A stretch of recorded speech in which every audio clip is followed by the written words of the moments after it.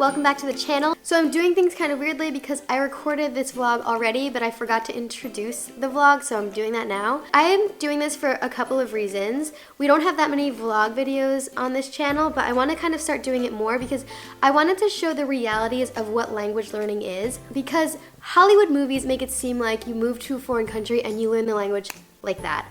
And I remember after my first year of living in France, my whole family back at home thought that I was just like a French person now, and that's just how it is to live abroad. You just live abroad and all of a sudden, paf, you know the language and the other culture magically. And for those of you who have been living in a foreign country, you know that to learn a language, you have to put an effort into meeting other people, to immersing yourself in the culture, and if you're not attentive, you can speak English and survive in your mother tongue all the live long day and never learn the other language. My second reason is that I wanted to make a video as a single woman and someone who loves being single. I wanted to prove that it is possible to learn the language without dating someone who is of the other culture.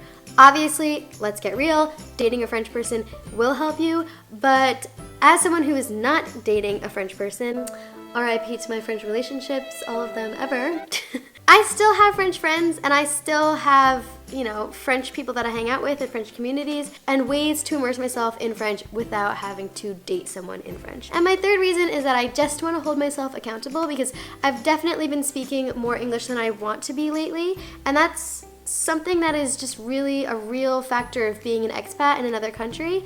I have American and Anglophone friends here and I love them, but I also want to spend time with my French friends, and I want to spend more time in consuming French that I have been, and I've been guilty of getting lazy, but that's just a part of the process and it's fine. But anyway, I will show you how to maintain and learn and keep your French as an expat abroad, and I'm just going to give you some soft ways to integrate French into your life without making yourself sick of the French language.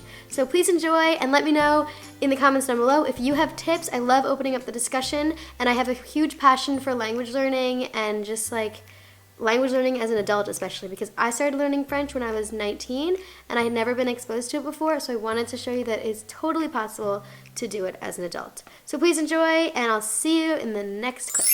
Hey everyone, so it is about it's 11:15. I'm about to leave my house and I wanted to go into my first tip of today, which is that if you're trying to get back into French, utilize your French language partners. As an expat in France, it's really easy to get caught in the expat bubble and make friends with other English speakers, especially if you like love your American, Australian, Anglophone personality and you're just trying to still find your personality when you're in your other language. It's really easy to shy away from that personality and only make expat friends. So something that I like to do as kind of an easier way to meet French people who are willing to speak with you and have more patience is to find French language partners.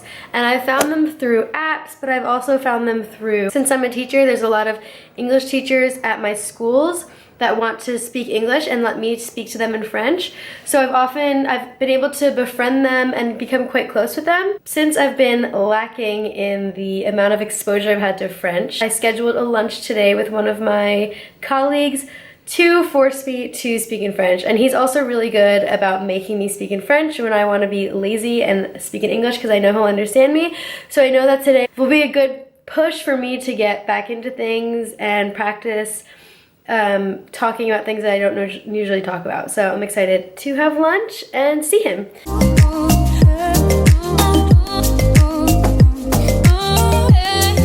Asking me how to say let's watch it in French. And I said that one of the possibilities was si on le regardait. Si on le regardait. And she said, oh, so this is past tense. And I said, I don't think so. I think it's conditional tense. And she said, no. Conditional would be regarderait.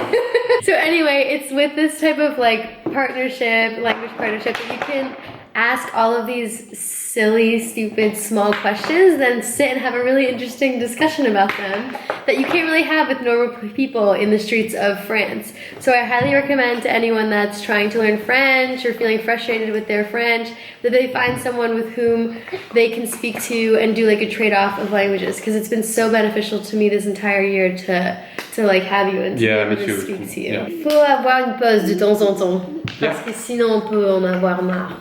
That's right. That's right. That's right. Sometimes you need a break. Sometimes you have no choice but to have. And s'il y a une petite voix derrière l'appareil photo, c'est la petite June. Tu peux dire Dis bonjour. Bonjour. Tu dis bonjour. Hello.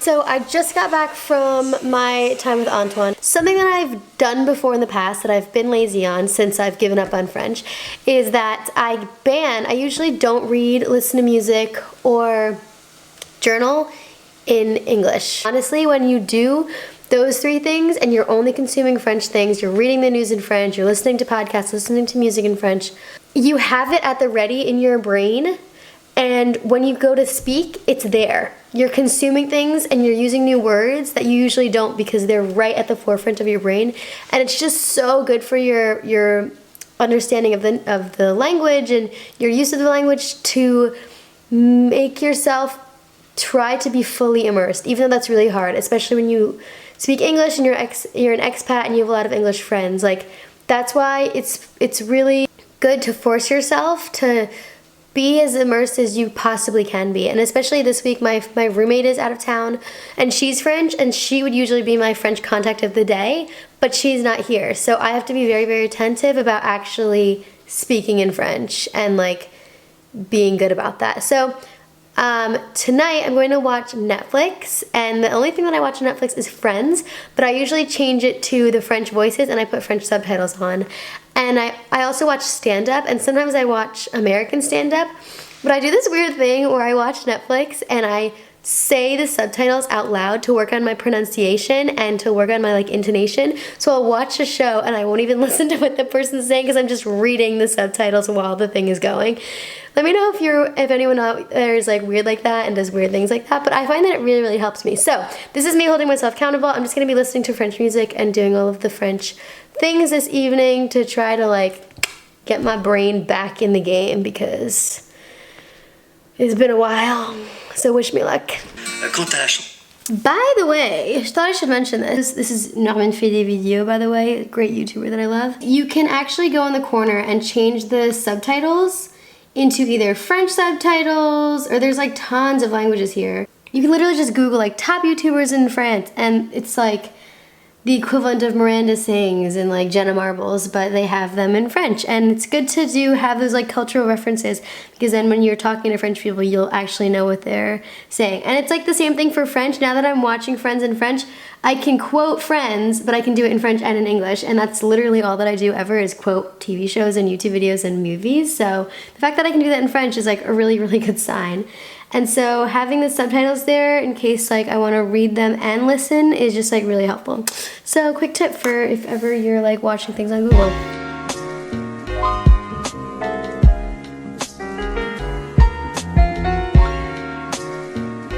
Parce que ces vêtements sont moins chers. C'est aussi plus respectueux pour l'environnement.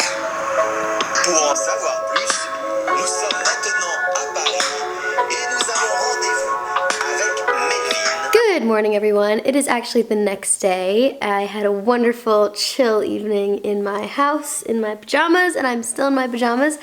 In addition to my tip about music and not consuming English and just consuming French, in my night last night, thought of a tool that I definitely should mention in this vlog, which is a Google Chrome extension called Language Learning with Netflix. And it's actually this extension that pauses and translates the show that you're watching. And I think it's a great way to keep you like in Netflix, because often what happens if I'm watching French or just watching TV in general is I put it on and it's on in the background, which is good, but if I don't understand something completely, I don't have the motivation to go back, go into a dictionary, look up a word while I'm trying to watch Netflix. And like, it's definitely good to relax and not feel like you're having to work all the time when you're learning and absorbing the other language, the language that you're learning, in this case French. But sometimes I do want to be more prudent about learning so that I can actually pick up things. So I just wanted to show you that tool before I start my day today, and then I'm gonna vlog more tomorrow.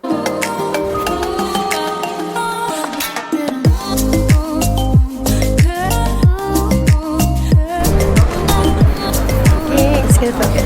Okay, so I'm at Trocadero. As you can see, I have the Eiffel Tower in view, and I just wanted to give my last tip of today. It's actually kind of a negative that I'm gonna spin into a positive. And it is to take situations in France and use them as learning experiences. So this morning I was having a great morning and I woke up to an email that said that my Navigo Pass, which is my transport card, as a student was activated, which means that I have the student card that's going to last 12 months and that's already paid for, and that's going to be taken out of my bank account. This would be great, except I applied for that student card 7 months ago and I've been paying per month since, which I've actually preferred doing because I'm leaving for the summer, so it's not really worth it to me for the year. And so that means that I'm paying for every month, and I'm also paying for a Navigo Pass that's going to last the whole year, so I'm paying for 2 Navigo Passes. Anyway, it was like kind of frustrating because I had applied so long ago. And so I decided that instead of being frustrated with the whole experience, instead of emailing them and translating an email from English to French, or like taking my time with it, or calling, and well, I wasn't gonna call, I hate calling people in French. I went up to the agent in the guichet in the metro, and I asked her in French what I could do, and I explained my situation in French, and it was like totally fine. I totally navigated it, but it was just a question of my confidence. Like, I totally have the vocab to deal with situations like this, and this kind of stuff as like someone who's an étrangère in France. When you're coming from a different country and French is not your first language, you're gonna deal with all of these administrative issues all the time, and it can be so easy to get frustrated and mad and just like deal with it over email. But it really is a great learning experience, and you have like these conversations and these situations that give you more vocabulary, and they make you and force you to learn the language. Can't tell you how many times I've gone to like the doctor or had to get my hair cut, and that has been the experience that has helped me remember certain words because I have a specific memory tied to that event. So anyway, that was my last tip of the day. I hope you've enjoyed this vlog, and I hope that it's helped you to have confidence and encourage you to learn French and realize that it's all a journey and we're all going at this together. It's hard to define fluency. It's all just a long process of learning, which you have to learn to enjoy. So that's all for now. Please give this video a big thumbs up, support us on Patreon, get our books, see our website, aupairaparis.com, and have a great day. Ciao!